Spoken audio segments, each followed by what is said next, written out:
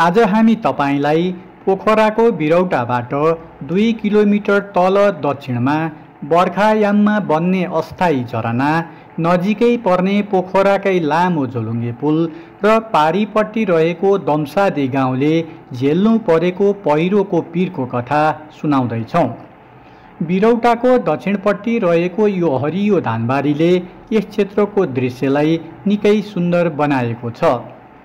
जलविद्युत उत्पादनका लागि फेवातालबाट ल्याइएको तर बढी भएको पानीले बनेको छहराका कारण यस क्षेत्रको दृश्य निकै आकर्षक र मनलाई शीतलता प्रदान गर्ने खालको रहेको छ। तल खोला किनारमा रहेको फेवा विद्युत गृहबाट बिजुली निकाल्न फेवातालको पानी प्रयोग गरिएको छ। यहाँ आधा दर्जन जति झरनाहरू बनेका छन्। गर्मी छल्न र पानीसँग खेल्न सयौं व्यक्ति यहाँ आइपुग्ने गरेका छन्। पानी कम हुँदा हिउँदमा भने यी छहरा यहाँ देखिँदैनन्। यहाँको पानी अन्ततः तलपट्टि फुर्से खोलामा गएर मिसिन्छ।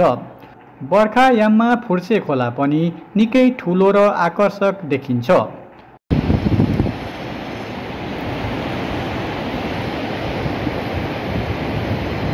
यी सबै दृश्यहरू भने पोखरा 17 र पोखरा 21 दम्सादी गाउँ जोड्ने झोलुङ्गे पुलबाट खिचिएका हुन्।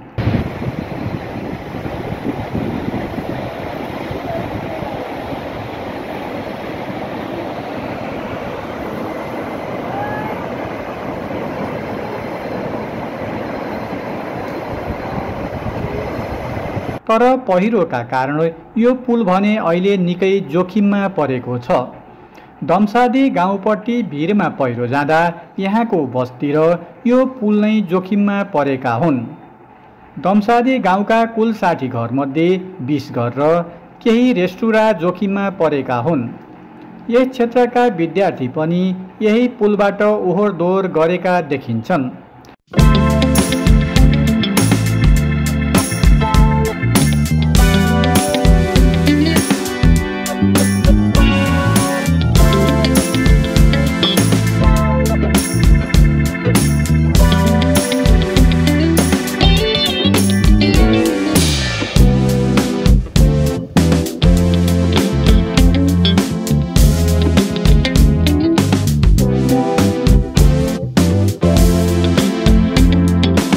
चार वर्ष अघि असारमा दम्सादीपट्टि ठुला 3वटा पहिरा गएका थिए।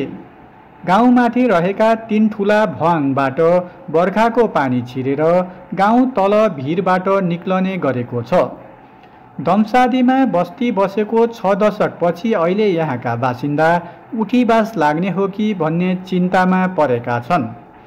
यो भन्दा माथि फेवा पावर हाउस नजिकबाट पारी जोड्ने गरी बनेको झोलुङ्गे पुल भने सुक्खा पहिरोले यसअघि नै बगाइसकेको छ।